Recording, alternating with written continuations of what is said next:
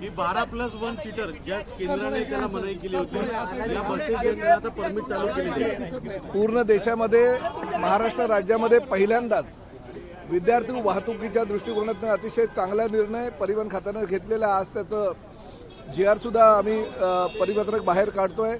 प्रामुख्यानं गेल्या अनेक वर्षापासून विद्यार्थी वाहतुकीची समस्या राज्यामध्ये प्रत्येक जिल्ह्यामध्ये प्रत्येक शहरामध्ये मोठ्या प्रमाणामध्ये झालेली होती, कारण विद्यार्थ्यांची संख्या वाढत होती आणि रिक्षामध्ये आणि ज्यांना परिवहन विभागाचा परवाना नव्हता अशा अनेक गाड्या रस्त्यावर यायच्या आणि त्यामुळे विद्यार्थी वाहतूक ही धोकादायक अवस्थेत होती। अनेक ठिकाणी विद्यार्थ्यांना अपघात झालेला आहे त्यांच्या गाडीला, त्यांच्या बसला किंवा त्यांच्या रिक्षाला, आणि त्यामुळे परिवहन विभागानं असा निर्णय घेतला, केंद्र शासनानं जी अधिसूचना जाहीर केली त्यानुसार 12+1 विद्यार्थी त्या ठिकाणी बसतील अशा प्रकारची ती बस आम्ही आता परवानगी दिलेली आहे आणि त्या माध्यमातून परवाने आम्ही चालू करतोय।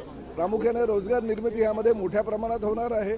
विद्यार्थ्यांची सुरक्षिततेला आम्ही प्राधान्य दिलेलं आहे आणि ताबडतोब आजपासूनच आम्ही हे परवाने द्यायला सुरुवात करतो। बस असोसिएशन त्यांनी याबाबत आणि माजी जे पर्यटन मंत्री होते अनिल परब यांनी म्हटलं की आम्ही या निर्णयाविरोधात कोर्टामध्ये जाऊ। ठीक आहे, कोर्टामध्ये ज्याला जायचं त्यांनी जाऊ द्या, पण विद्यार्थ्यांची सुरक्षितता आमच्या दृष्टीनं फार महत्वाची आहे आणि अनेक जे विद्यार्थी वाहतूक करणाऱ्या संघटना आहेत त्यांनी आम्हाला आभार सुद्धा व्यक्त केलेला आहे। त्यांनी आमचं कौतुकही केलेलं आहे की देशामध्ये पहिलं राज्य असं ठरलेलं आहे की विद्यार्थी वाहतूक सुरक्षित होण्याच्या दृष्टीनं आम्ही पावलं उचललेली आहे आणि त्यामध्ये GPS यंत्रणा असणार आहे, त्यामध्ये कॅमेरा सिस्टीम असणार आहे, त्यामध्ये कुठल्याही प्रकारे ड्रायव्हर जर दारू प्यालेला असेल तर ते ताबडतोब त्या गाडी ती चालू होणार नाही अशा पद्धतीचं यंत्र त्या ठिकाणी बसवलेलं आहे। त्यामुळे विद्यार्थ्यांची सुरक्षितता आमच्या दृष्टीनं महत्वाची आहे। भरत गोगावले दादा भुसे आजच्या मंत्रिमंडळ बैठकीला नव्हते, पालकमंत्री पदाच्या जो बिलकुल नाही, तुमचा गैरसमज आहे। दादा भुसे आताच माझ्यासोबत होते, ते या बैठकीला सुद्धा होते। काही अपरिहार्य कारणामुळे आमचे भरत गोगावले आलेले नाही, तर आमचे शिंदे साहेब सुद्धा श्रीनगरवरनं निघालेले आहे, परंतु अद्यापर्यंत त्यांचं विमान पोहोचलेलं नाहीये, त्यामुळे ते अनुपस्थित होते। त्यामुळे असं काही कोणाची नाराजी वगैरे असायची काही कारण नाही। परंतु एक गोष्ट मात्र नक्की, हे जो 15 ऑगस्टचा झेंडावंदनाचा कार्यक्रम आहे हा पूर्ण राज्यासाठी ज्या ज्या जिल्ह्यामध्ये पालकमंत्री नाहीत त्या जिल्ह्यामध्ये कुणी झेंडावंदन करावं यासाठी काढलेलं आहे। त्यामुळे पालकमंत्री वादाचा आणि याचा काही विषय नाही। तटकरे यांना झेंडावंदन करायला दिलं होतं, यावेळी गोगावलेंना द्यावं अशी मागणी होती तुमच्याकडे? नाही, अशी काही मागणी नव्हती। आमची मागणी स्वतः पालकमंत्री पदाचीच आहे। आमची मागणी ही पालकमंत्री पदाचीच आहे आणि पालकमंत्री भरत गोगावलेच होणार याची आम्हाला खात्री आहे।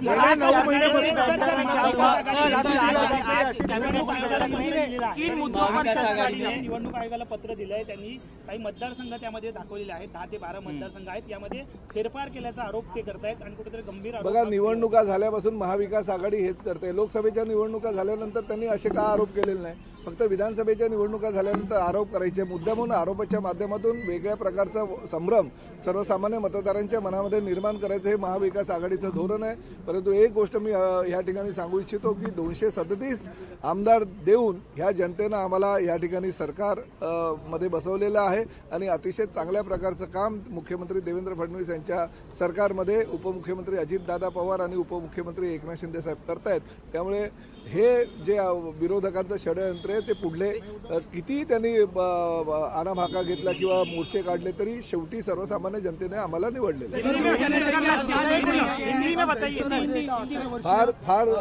फार ती दुर्घटना वाईट आहे। आम्ही गेल्या अनेक वर्षापासून सांगतोय, किंबहुना हायकोर्टानं पण निर्देश दिलेले आहेत, सुप्रीम कोर्टानं त्यावर शिक्कामोर्तब केलेलं आहे की 14 वर्षाखालील गोविंदांना या स्पर्धेमध्ये सहभागी करून घेऊ नये। दहीहंडीचा सराव करताना सुद्धा या गोविंदांना लांब ठेवावं, असं असताना सुद्धा काही गोविंदा मंडळं अशा प्रकारे जर लहान मुलांना वर चढवत असतील तर ते अतिशय चुकीचं आहे आणि त्याचा आम्ही निषेध व्यक्त करतो। शेवटी हा खेळ आहे, खेळ खेळासारखं पाहिलं पाहिजे, परंतु सर्वसामान्य लहान मुलांना वर चढवणं हे दुर्दैवी घटना दहिसरमध्ये घडलेली आहे। त्या मुलाचा मृत्यू झाल्यानंतर ताबडतोब पोलिसांनी आयोजकांना सुद्धा जे मुख्य अध्यक्ष आहेत त्यांच्यावर गुन्हा दाखल केलेला आहे, परंतु गुन्हा दाखल करून त्या मुलाचा काही जीव परत येणार नाही. त्यामुळे आपल्या माध्यमातून मी सगळ्या गोविंदा पथकांना आणि त्याचबरोबर सराव करणाऱ्या गोविंदांना सुद्धा विनंती करतोय की लहान मुलांना 6व्या थरावर 5व्या थरावर चढवण्याचा प्रयत्न करू नका आणि हायकोर्टाने आणि सुप्रीम कोर्टाने जे निर्देश दिले आहेत त्याचं पूर्णपणे पालन करा. हिंदी में बता दीजिए। 9 महिन्यापासून आमदारांनी निधी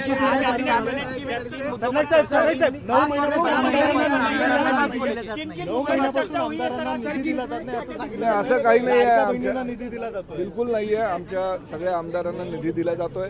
माझ्या डिपार्टमेंटचं जर तुम्ही मला विचारताल, आमच्या डिपार्टमेंटच्या माध्यमातून ज्या एसटी डेपो आहेत किंवा एसटी स्टँड आहे किंवा इतर काही गोष्टींसाठी निधीची व्यवस्था आमच्या डिपार्टमेंटच्या माध्यमातून केली जाते. त्यामुळे अशा प्रकारचं कुठलंही आमदारांनी वक्तव्य केलेलं माझ्या तरी निदर्शनात नाही. ठेकेदारांचे पैसे बऱ्या प्रमाणात राहिले. ठेकेदारांचे पैसे देखिए, राज्य में पहली बार जो स्कूली बच्चे हैं उनकी बहुत सारी दुर्घटनाएं महाराष्ट्र राज्य में अभी तक घटी थी. इसको देखते हुए राज्य के ट्रांसपोर्ट डिपार्टमेंट में ऐसा निर्णय लिया, केंद्र शासन की परमिशन ली है और 12+1 ऐसे विद्यार्थी जा सके ऐसी मिनी बसेस को हमने परमिशन दे दी है और आज उसकी अधिसूचना भी हम जारी करेंगे और कल से हम जो हमारे पास मांग करेगा ये स्कूली बस के परमिशन के लिए उनको दे देंगे.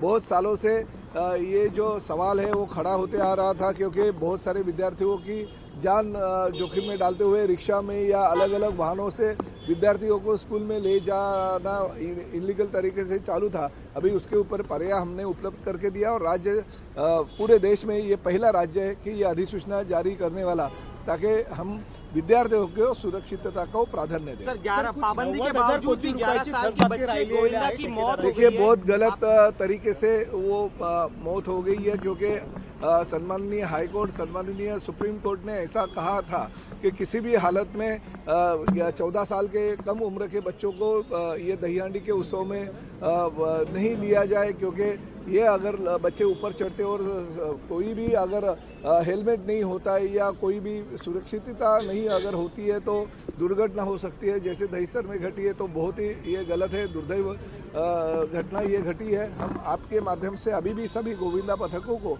और साथ में आयोजकों को भी ये विनती करते हैं कि जो सुप्रीम कोर्ट और हाई कोर्ट ने निर्देश दिए उसके अनुसार ही आप कार्रवाई करें और बच्चों को इसमें नहीं, सरकार ने तो एक्शन ले ली है. जो मंडल का अध्यक्ष था उनके ऊपर एफआईआर दाखिल किया, मगर एफआईआर दाखिल करने से वो बच्चे की जान तो नहीं आ सकती है. हम आह्वान करना चाहते हैं कि ऐसी बड़ी जो दही हांडी का उत्सव हमारे राज्य में होता है तो छोटे बच्चों को 14 साल की उम्र के कम बच्चों को उसमें भागीदारी के रूप में नहीं लिया जाए ताकि कोई अपघात घटे.